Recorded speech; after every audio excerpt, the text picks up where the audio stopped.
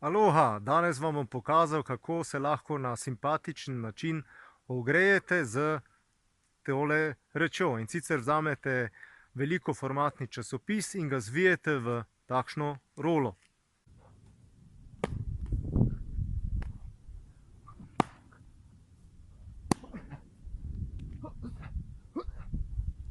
Celotna ideja tega ogrevanja izvira iz sveta borilnih veščin, natančno rečeno iz filipinskih borilnih veščin, ker Filipinci so dostikrat mojstri bojevanja z palicami, noži in podobnimi rečmi. In tukaj ne vzamemo palic in nožev seveda, ampak vzamemo lepo časopis, ga zvijemo.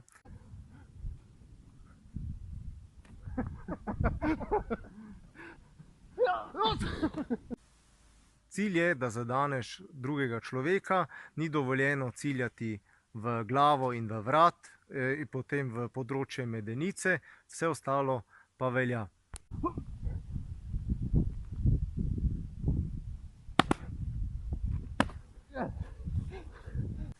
Gre za simpatično borbeno igrico, sicer se bo pojavila mogoče tu pa tam kakšna modrica, ampak modrice izginejo, veselje pa ostane.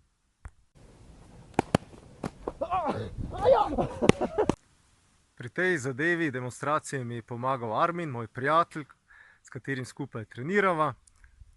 In na koncu vam bo pokazal še prednosti oziroma slabosti bosonoge hoje. Tako da, v drugem delu, če nimate dobrega želodca, rajši izklopite zadevo. Zdaj Armin bo povedal nekaj prednosti o bosonogi hoji. Ja. Bomo izvršili operacijo. No, v redu. No, pokaži. V bistvu je zelo simpel operacija, dejansko se mu zdaj naprej bomo pa dejansko dali v bistvu kar, kaj je že, musko, ki se bo čulo moje kroljenje. Dobro. Zelo fajn. Prvo dejansko bomo odrezali en manjši del. Bosonoga hoja je zelo zdrava. Je v bistvu zelo praktična. Toliko za danes, sem Robert Lisac, profesor športne vzgoje, učitelj borilnih veščin.